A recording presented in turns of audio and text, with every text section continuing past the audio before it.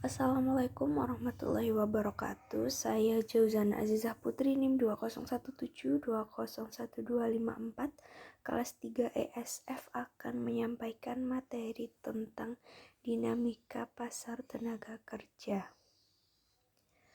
Langsung saja ringkasan presentasi topik utama hari ini yaitu 1. Pengertian pasar tenaga kerja, 2. Fungsi pasar tenaga kerja, 3. Manfaat pasar tenaga kerja, dan yang terakhir bentuk-bentuk pasar tenaga kerja.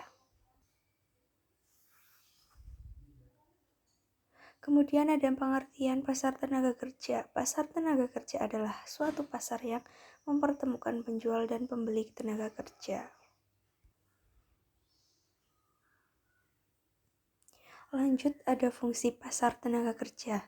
1. Sebagai sarana penyaluran tenaga kerja. 2. Sebagai sarana untuk mendapatkan informasi tentang ketenaga kerjaan.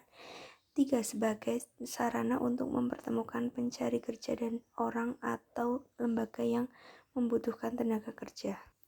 Manfaat tenaga kerja. 1. Dapat membantu para pencari kerja dalam memperoleh pekerjaan sehingga dapat mengurangi pengangguran.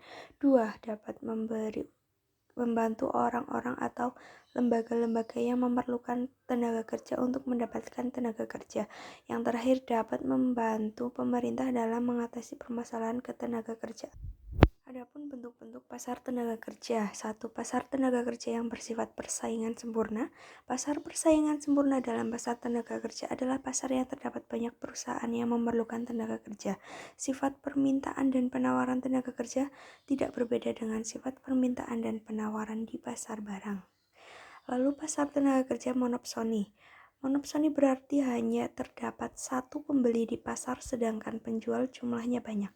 Berarti di pasar hanya terdapat satu firma yang akan menggunakan tenaga kerja yang ditawarkan.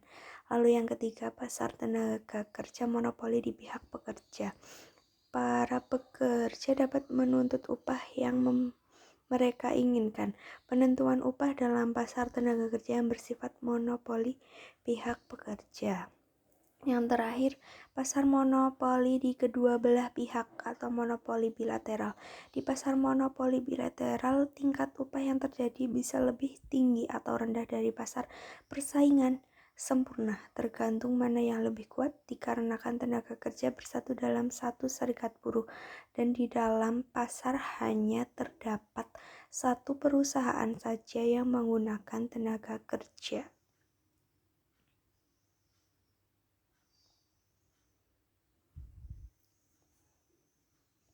Terima kasih.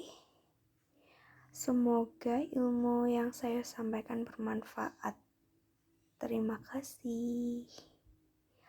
Wassalamualaikum warahmatullahi wabarakatuh.